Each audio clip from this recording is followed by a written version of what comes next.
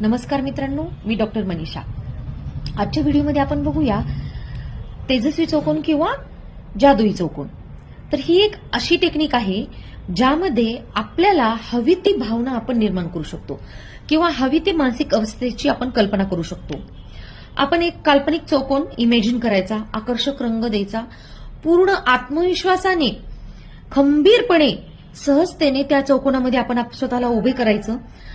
स्वतःला आपण बघायचं, जी स्वतःला खात्रीलायक किंवा जी भावना हवी आहे त्या भावनेने त्या चौकोनामध्ये उभे राहायचं आणि आपली देहबोली, डोळ्यातील चमक, चेहऱ्यावरील हावभाव, आपल्यातली बाकी सर्व हालचालीमधली सुंदरता हे सर्व आपण टिपून घ्यायचं.